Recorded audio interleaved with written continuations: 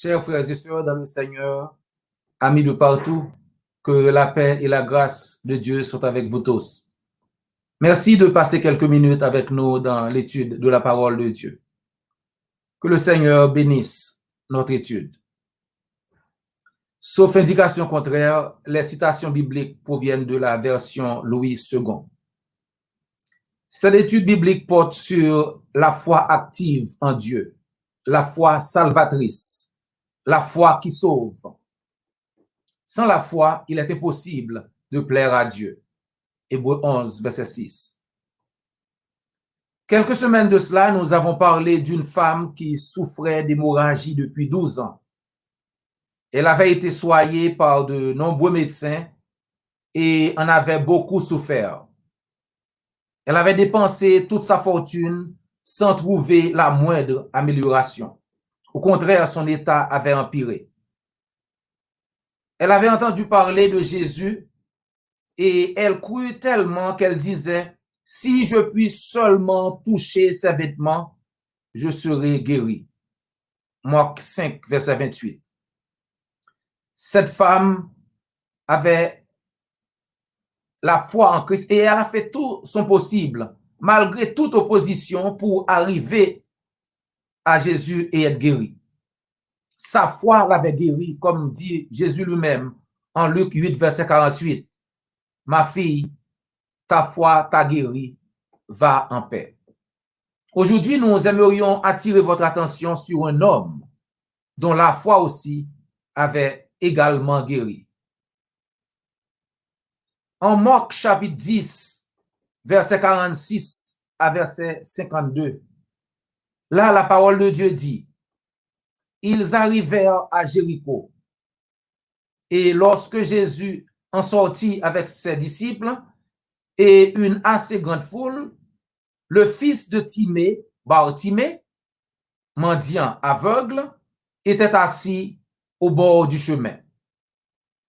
Il entendit que c'était Jésus de Nazareth et il se mit à crier, « Fils de David, Jésus, aie pitié de moi. » Plusieurs le reprenaient pour le faire taire, mais il criait beaucoup plus fort, « Fils de David, aie pitié de moi. » Jésus s'arrêta et dit, « Appelez-le. » Et ils appelèrent l'aveugle en lui disant, « Prends courage, lève-toi, il t'appelle. » L'aveugle jeta son manteau et se levant d'un bond, vint vers Jésus.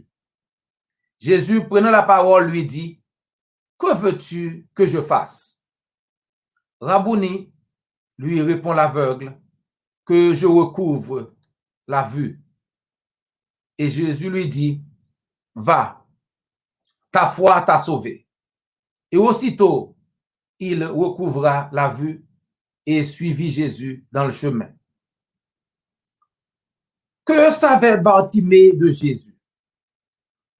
La Bible ne nous dit pas depuis combien de temps cet homme avait entendu parler de Jésus. Mais ce que nous savons, c'est que Bartimée crut en Jésus comme étant le fils de David, comme le Messie que les Juifs attendaient depuis si longtemps. Et lorsque l'aveugle entendit que c'était Jésus de Nazareth qui passait, sa foi le poussa à profiter de cette excellente opportunité. Il n'allait laisser personne ni rien l'empêcher. Quand l'aveugle entendit que c'était Jésus de Nazareth qui passait, il se mit à crier, « Fils de David, Jésus, aie pitié de moi. » Quand il entendit que c'était Jésus de Nazareth qui passait, il se mit à crier, « Fils de David, aie pitié de moi. » Alors qu'il essayait d'attirer l'attention et l'aide du Seigneur, l'opposition s'est manifestée. Verset 48 nous dit que plusieurs le reprenaient pour le faire taire. Pas juste une seule personne, mais beaucoup ont essayé de l'arrêter. « Tais-toi, lui disait-il. Alors, Bartimée avait le choix de se taire ou de laisser l'opposition gagner la bataille. Parce que lui, il voulait avoir accès à Christ. Mais l'opposition lui dit de se taire. Il avait un choix à faire. Ou bien se taire et laisser gagner la bataille par l'opposition, ou bien de se battre plus hardiment et d'avoir accès au Seigneur.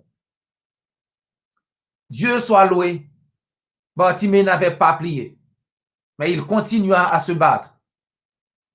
Ainsi cria-t-il beaucoup plus fort. Il criait, « Fils de David, aie pitié de moi. » Quelques leçons que nous pouvons souligner. Cet homme avait perdu la vue, bien sûr, mais n'avait pas perdu la capacité de percevoir. Il y en a qui ont perdu les deux. Il y en a qui peuvent voir physiquement, mais pas spirituellement. Malgré la foule et tout le bruit autour de cet aveugle, il pouvait encore entendre. Il a pu entendre la meilleure des nouvelles. Il a pu entendre que Jésus, le sauveur du monde, passait. Que Christ était là. Et pour lui, c'est ce qui comptait le plus. Et il s'est concentré là-dessus. Comme dit docteur Alex Korb, en fin de compte, lorsque vous vous concentrez davantage sur des choses qui échappent à votre contrôle, cela vous rend moins motivé et moins susceptible d'essayer de changer les choses sur lesquelles vous avez réellement le contrôle. Cet aveugle n'avait aucun contrôle sur la taille de la foule ou sur le nombre de personnes qui voulaient qu'il se taise. Mais il avait le contrôle sur la façon dont il pouvait réagir à tout cela. Donc, plus que le bruit autour de lui était fort, plus il criait pour la miséricorde du Seigneur. Jésus, fils de David, aie pitié de moi. Et le Seigneur l'a entendu. Le Seigneur a entendu son cri et le Seigneur l'a fait appeler.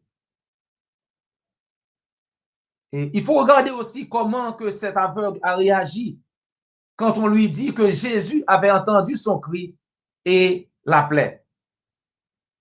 En Marc chapitre 10, verset 49, verset 50, Jésus s'arrêta et dit, « Appelez-le. » Ils appelèrent l'aveugle en lui disant, « Prends courage, lève-toi, il t'appelle. » L'aveugle jeta son manteau et se levant d'un bond vers Jésus et vint vers Jésus.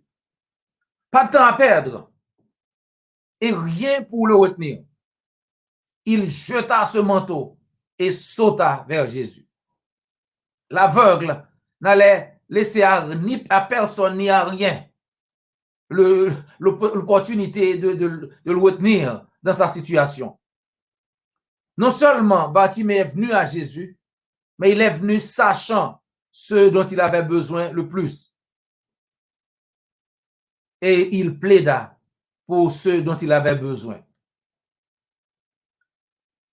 Jésus, prenant la parole, lui dit, verset 51, « Que veux-tu que je fasse? » L'aveugle répondit, « Que je recouvre la vue. Je veux voir. » Et Jésus lui dit, « Va, ta foi t'a sauvé. » Aussitôt, il recouvra la vue et suivit Jésus dans le chemin. Chers amis, ne laissez pas l'ennemi vous empêcher d'obtenir votre bénédiction. Faites comme Jacob. Luttez s'il le faut pour votre bénédiction. En Genèse 32, versets 24 à 26, la Bible dit, Alors un homme lutta avec lui, avec Jacob, jusqu'au lever de l'aurore. Voyant qu'il ne pouvait le vaincre, cet homme le frappa à l'emboîture de la hanche, et l'emboîture de la hanche de Jacob se démit pendant qu'il luttait avec lui. Il dit, laisse-moi aller, car l'aurore se lève. Et Jacob répondit, je ne te laisserai point aller, que tu m'aies béni. Avant de partir, il faut me bénir. Et Jacob reçut sa bénédiction de Dieu. En Genèse chapitre 32, verset 28, nous trouvons que Jacob reçut la bénédiction de Dieu et même son nom fut changé de Jacob à Israël. Cet homme avait perdu la vue, bien sûr, mais pas la capacité de percevoir. Malgré toute la foule et tout le bruit autour de lui, il pouvait encore entendre. Et quand il a appris que Jésus de Nazareth passait, il a fait tout ce qu'il pouvait pour arriver à être guéri par le Seigneur. Cet homme savait ce dont il avait besoin et l'a clairement demandé. Maître, je veux voir. Notre Dieu est un Dieu d'amour, un secours qui ne manque jamais dans la détresse. Psaume 46, verset 1er. Par conséquent, nous qui avons déjà obéi à l'évangile en revêtant Christ par l'eau du baptême, selon Galates 3, verset 27, nous avons cette grande assurance. Dieu est prêt à nous aider. Philippiens chapitre 4, verset 19 nous dit, et mon Dieu pourvoira à tous vos besoins selon sa richesse avec gloire en Jésus-Christ. Dieu pourvoira à tous vos besoins selon sa richesse en Jésus-Christ. Donc Dieu est là pour nous aider. Et l'apôtre Paul nous le dit. Alors comme cet aveugle, n'hésitons pas à faire connaître nos besoins à Dieu. Mais comme nous demandons à Dieu, nous devons garder notre pouvoir. Mais c'est quoi maintenant? Et notre motivation. Oui, nous demandons quelque chose à Dieu, mais pourquoi? Il faut garder notre notre motivation parce qu'il y en a qui sont mal motivés. Il faut garder notre motivation sous contrôle. Nous prions à Dieu, mais nous devons garder notre motivation sous contrôle. Car Jacques chapitre 4, verset 3 nous dit, vous demandez et vous ne recevez pas parce que vous demandez mal dans le but de satisfaire vos passions. Donc, lorsque vous priez, assurez-vous de demander pour la bonne raison. Cet homme était aveugle physiquement, mais pas spirituellement. La cécité spirituelle est le pire de cécité. C'est le pire type de cécité. C'est ça, lorsqu'on est aveugle spirituellement, c'est pire que d'être aveugle physiquement. Dans Jean 9, verset 39 à 41, Jean 9, 39 à 41, puis Jésus dit, je suis venu dans ce monde pour un jugement, pour que ceux qui ne voient point voient et que ceux qui voient deviennent aveugles. Je suis venu dans ce monde pour un jugement, pour que ceux qui ne voient point voient et que ceux qui voient deviennent aveugles. Quelques pharisiens qui étaient là avec lui ayant entendu ces paroles lui dire, nous aussi sommes-nous aveugles? Jésus répondit, si vous étiez aveugles, vous n'auriez pas de péché. Mais maintenant vous dites, nous voyons, c'est pour cela que votre péché subsiste. Satan aveugle les gens. Bartimée était physiquement aveugle, mais il n'avait pas permis à la foule de l'empêcher de venir à Christ. Mais aujourd'hui, il y en a beaucoup qui peuvent voir physiquement. Mais Satan, malheureusement, les aveugle, de sorte qu'ils ne voient pas la nécessité de venir à Christ pour être sauvés. En 2 Corinthiens chapitre 4, verset 3, verset 4, la Bible dit, « Et si notre évangile demeure voilé, il ne l'est que pour ceux qui vont à la perdition, pour les incrédules. Le Dieu de ce monde, Satan, a aveuglé leur esprit et les empêche afin de voir briller la lumière de l'évangile qui fait resplendir la gloire de Christ, lui qui est l'image de Dieu. »